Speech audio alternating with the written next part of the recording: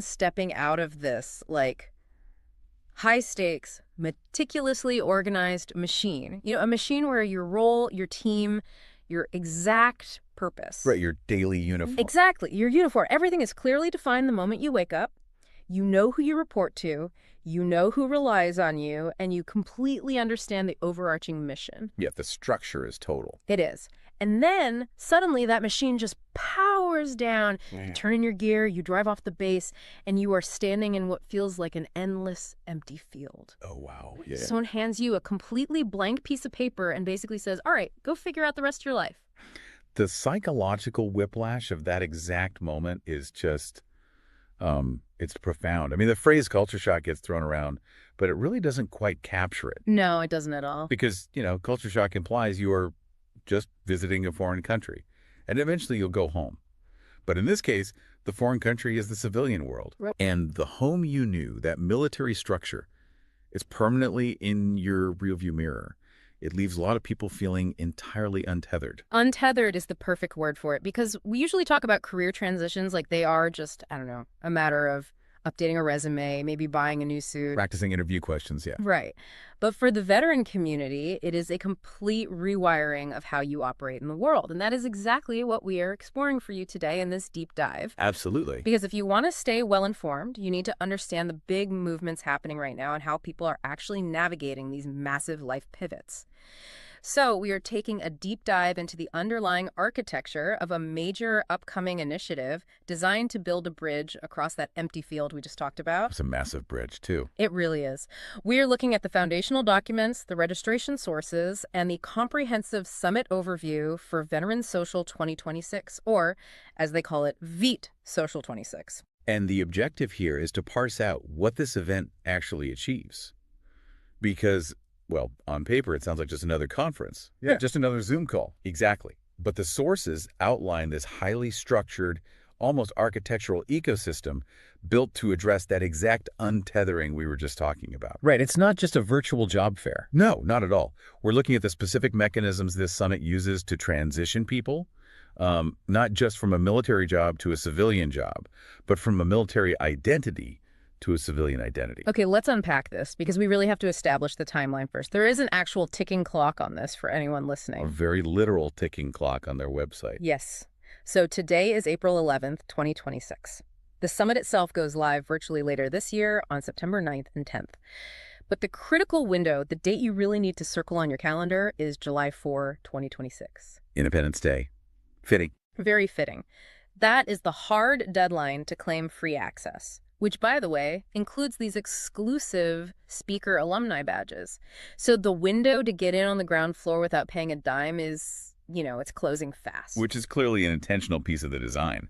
I mean, they are forcing a decision point early to build a committed cohort rather than just getting a last-minute passive audience. That makes a lot of sense. So let's look at what that audience is actually stepping into. The summit is spearheaded by founder Ryan Patrick Hunt. And the stated mission is, well, it's ambitious. Very ambitious. They want to unite, amplify, and elevate the veteran community through empowerment, inspiration, education, and collaboration. And they are casting a really wide net here. Yeah, they aren't just looking at people getting out next week. Right. They are calling in still serving military members, veterans, military spouses, and advocates. They actually refer to this collective as builders, military influencers, and leaders. What's fascinating here is the inclusion of active duty members and military spouses. That's what really elevates this beyond a standard veteran job fair. How so? Well, often, transition resources are only offered at the very end of a military career, like the final few months before separation. Wow. By inviting still-serving members, VETSOCIAL 26 is trying to shift the culture to prepare for the transition years in advance. Oh, that's huge. Getting ahead of the crisis. Exactly. And including spouses acknowledges a very harsh reality.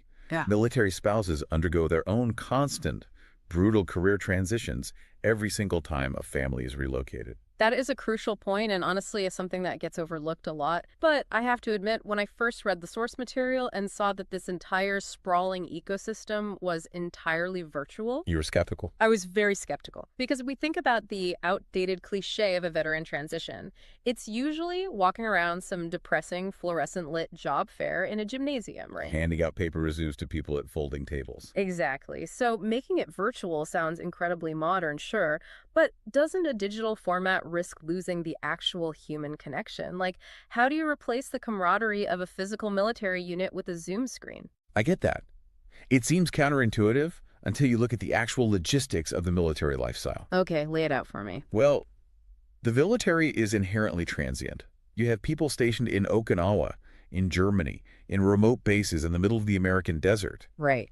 If you hold a physical summit in, say, Chicago or Washington, D.C., you immediately exclude the vast majority of the people who actually need the resources. Oh, wow. Yeah, I didn't think about that. So the virtual format isn't a cost-cutting measure here. It is a democratizing feature. So it is about removing geography entirely from the equation. Exactly that. Mm-hmm. Doesn't matter if you are a logistics officer deployed overseas or, a spouse trying to balance a household while your partner's on a submarine. Right. You have the exact same access to these 70-plus expert guides, mentors, and sponsors as someone sitting in a coffee shop in Manhattan. That's incredible. Yeah, they refer to it as a connected experience.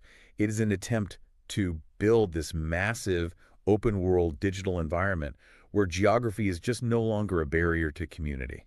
And when you look at the institutional backing they have, it becomes really clear they have the firepower to build that world. Oh, absolutely. The sponsors are heavy hitters. Yeah, we're talking Veterans Growing America, the Utah Veteran Business Resource Center, Roger Bank, the Rosie Network, Lean Synergy. I mean, this is a highly coordinated, well-funded ecosystem. Definitely. But even with all that backing, dropping an attendee into a digital lobby with over 70 different speakers sounds like a recipe for total paralysis. Yeah, decision fatigue is real. Exactly. How do they prevent people from just logging in, getting completely overwhelmed by the sheer volume of information, and just logging right back out? Well, that is where the architectural structure of the event really comes into play. They haven't just thrown a bunch of random lectures onto a schedule. So how is it organized? The summit is divided into highly specific tactical playbooks. If you are an attendee, you are guided into concrete pathways based on your specific goal. Okay. The two primary tracks the sources focus on are the career track and the from service to ownership track. Ah, so it is the ultimate fork in the road. Do you want to figure out how to climb the corporate ladder, or do you want to build your own empire? Exactly. Let's examine the career track first, because the curriculum approaches employment from two distinct sides of the battlefield, which is really smart. Two sides. Yeah. On one side, you have highly specific, step-by-step schematics for the veteran.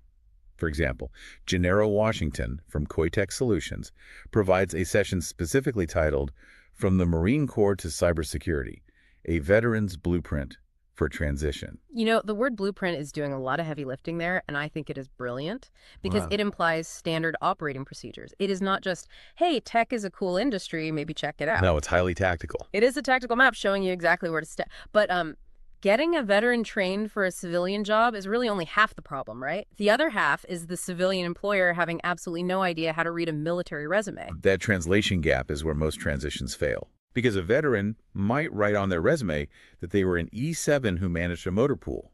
Oh. To a civilian hiring manager, that sounds like, oh, you're a mechanic. Right, fixing trucks. Exactly.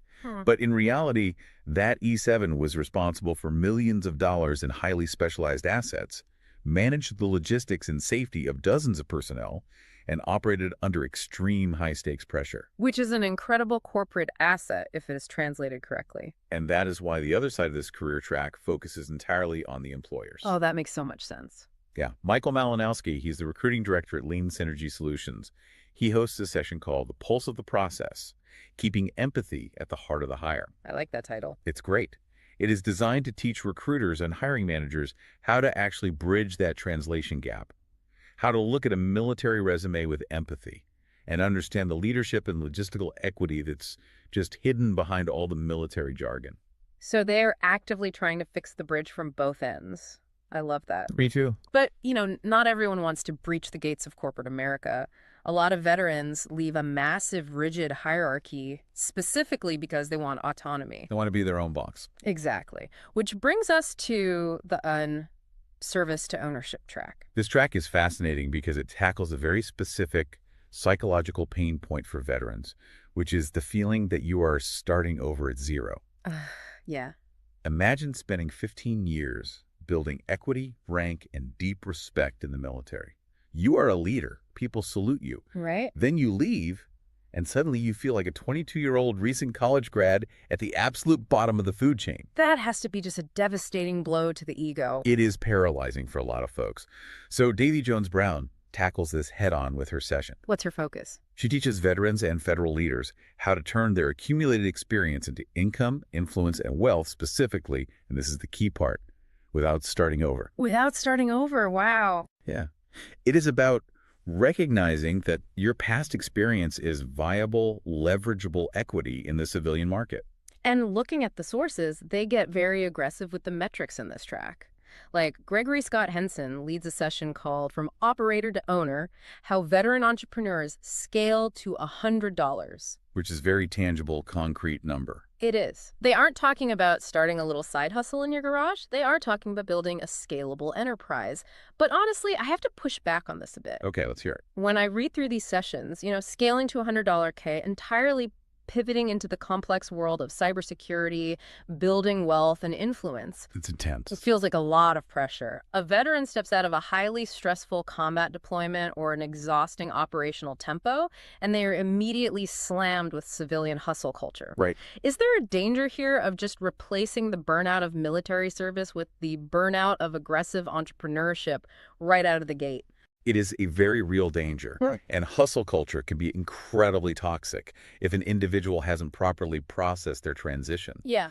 Because the military condition basically trains you to push yourself to the breaking point to accomplish the mission. No matter what. Right. If you apply that exact same mentality to a startup without any safeguards, you will absolutely crash and burn. So do the organizers address that? They seem to understand this vulnerability perfectly, which is why the full schedule provides significant scaffolding to catch people before they fall into that trap. How so? Like, where is the safety net in the schedule? It is in the foundational sessions that balance out the high-level ambition. They're showing you the peak of the mountain with the 100K scaling talks, sure. Right. But they're also handing you the basic survival gear. Yeah. You have Kyla Murray running a session purely focused on finding free business resources for veterans and spouses. Oh, practical ground level stuff. Exactly. And you have Rachel Miller from the PenFed Foundation detailing the foundational support for veteran and military spouse entrepreneurs. Okay, that makes me feel better. Yeah, they aren't just selling the end goal hype. They are providing the boring, steady, necessary groundwork required to actually build a business without destroying your mental health in the process. That makes perfect sense. You have to have the tactical resources. But, even if you have the best cybersecurity blueprint or you know exactly where to find free government grants, none of that actually matters if the person executing the plan feels broken inside. That is the absolute core of the issue. You can hand someone a perfect business strategy, but if their internal foundation is fractured by the loss of their military identity, they will not be able to execute it. Right. The military provides an unshakable sense of who you are. The loss of that identity is really the silent crisis of the veteran transition. And this is where the VETSOCIAL 26 schedule takes a really fascinating turn, I think. A massive portion of this event has absolutely nothing to do with resumes or scaling revenue. Nothing at all. It is dedicated entirely to the internal psychological shift. To use a slightly nerdy analogy, if the career and ownership tracks are like updating your hardware. Giving you new tools and income streams. Right, giving you new job titles. Then these identity sessions are like updating your operating system. I love that. Because you can buy the most expensive high-tech hardware on the market, but if the operating system is glitching and crashing, the machine will not run. The operating system analogy is perfect. The tactical sessions are the what and the how, but the mindset sessions are the who. Exactly. Look at Jacob Mousseau's session. The title alone is incredibly evocative. It's called The Way Home, Rebuilding Identity, Purpose, and Community After Military Service. The way home. That is heavy. It implies that leaving the military leaves you feeling culturally homesick. Yeah, it really does. You voluntarily left the service, but you are homesick for a culture that fundamentally shaped your adult brain. That is a really complex concept to wrestle with. It is. And then Danielle Lawton focuses on the next sequential step of that internal process with her talk, which is from service to self, how to rebuild confidence, visibility, and opportunity in your next chapter. Notice the progression there. Exactly. First, you have to find your way home and rebuild the internal identity. Only then can you rebuild the confidence to make yourself visible to the outside world again. You absolutely need both the business blueprint and the mindset pivot, which, by the way, is literally the title of Dr. J.R. McIntyre's session, That Power of the Pivot. That's such a great title. But part of that pivot isn't just ignoring the past, right? It is figuring out how to carry it with you. Oh, for sure. Jasmine Rush hosts a session called From Service to Story, Turning Lived Experience into Impactful Content That Builds Legacy. I was just looking at that one. She is addressing how to take those intense, sometimes traumatic, sometimes profoundly beautiful military experiences and reframe them. Not just so you can process them internally, but so you can turn them into outward impact. Which is a brilliant way to maintain a sense of purpose. In the military, your purpose is the mission and the people to your left and right. Always. Rush is basically teaching attendees how to synthesize their lived experience into a new mission, which is building a legacy that helps others. Now, I want to focus on one session title in particular that I think is just a masterpiece of phrasing. Oh, which one? It is by Jeremy Montgomery, and it is called Transitioning with the Discipline of Genuine Curiosity. Yes, that one stands out. If you really think about the contrast in those words, discipline is rigid. It is military. It is structured and objective focused. Highly objective focus. But curiosity is fluid. It is open-ended. It is inherently vulnerable because it requires admitting you just don't know something. It completely reframes the civilian experience. Right. Think about it. A soldier is trained to execute a specific objective. Right. If you drop them into a civilian networking event and say, hey, just mingle and be curious, it feels aimless. It sounds terrifying, honestly. It causes huge anxiety. But if you tell them to apply their military-grade discipline to the specific act of being curious, to treat curiosity as the new mission objective, it gives them a familiar framework to navigate an unfamiliar world. Here's where it gets really interesting. Knowing that philosophical framework is great, sure, but practicing it in an isolated virtual environment seems, well, difficult. Yeah, in practice, it's hard. Because you cannot rebuild your operating system in a vacuum. We established earlier that geography is no longer a barrier, but staring at a screen in your living room is still inherently solitary. It is. So how do they actually combat the isolation? By enforcing interactive collision. Interactive collisions. Yeah. The summit is not a passive video stream that you just watch like a television show. They have engineered specific live virtual networking events directly into the schedule. Okay, give me an example. Well, on September 9th, right after the morning keynotes, there's a dedicated lunch and networking block. So everybody just eats sandwiches on camera? Essentially, yes, but with a highly targeted purpose. That specific lunch block is hosted by Guy Timberlake. Okay. Earlier in the day, he gives a lecture on building a competitive moat in business. But during the lunch block, he is in the virtual room specifically to talk with attendees in real time about all things GovCon. Government contracting. Exactly. This is a massive avenue for veterans because they already understand government procurement and often hold active security clearances. Right. They have a huge advantage there. So you bring your own lunch to your desk, but you are actively conversing, asking questions, and networking with an industry leader. So you are in the room actively participating in the conversation, not just consuming content on a screen. Precisely. And they replicate this interactive model throughout the whole event. The next day, there is an in-leadership virtual meetup hosted by Andrea Singsawes from the Tyne Group. Nice. There is also a coffee meetup hosted by Shiro.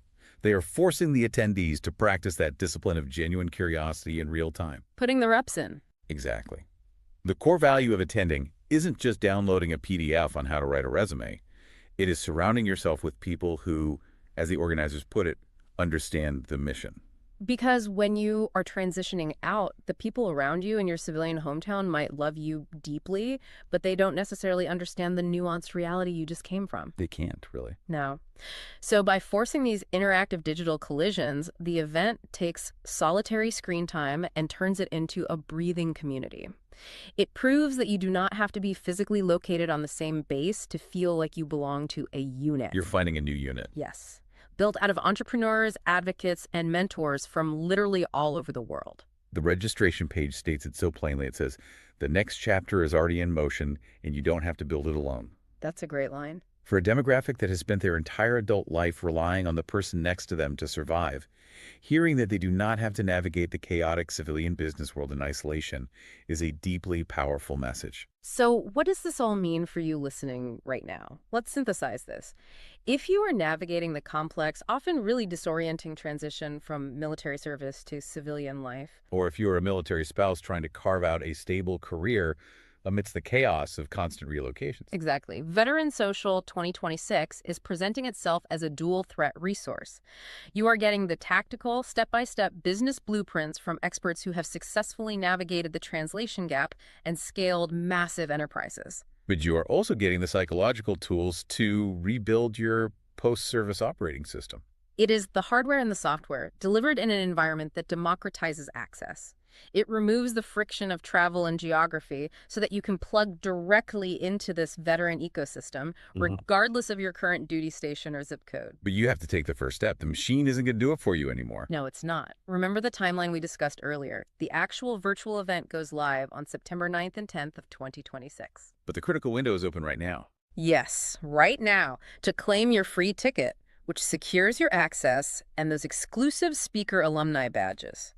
That free access window definitively closes on July 4th, 2026. The countdown clock is actively ticking on their site. It is. You do not want to let that deadline pass and miss the opportunity to get into this network from the ground floor. The transition out of the military is inevitable for everyone who serves. The only variable is how prepared you are when it actually happens.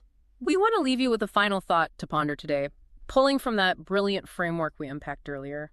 Think back to that metaphor we started with, stepping out of the highly orchestrated military machine and finding yourself standing in that vast, empty field. It is terrifying. It is so disorienting. But what if you looked at that empty field not as a terrifying void, but as a completely blank canvas? I like that. What if you applied your hard-earned military-grade discipline to the simple, vulnerable act of being genuinely curious about your new surroundings? Could mastering the discipline of genuine curiosity about new industries, about your civilian neighbors, and ultimately about yourself, could that be the untapped secret to finally bridging the divide between who you were in uniform and who you are about to become? Keep that question with you as you navigate whatever new chapter you are facing today.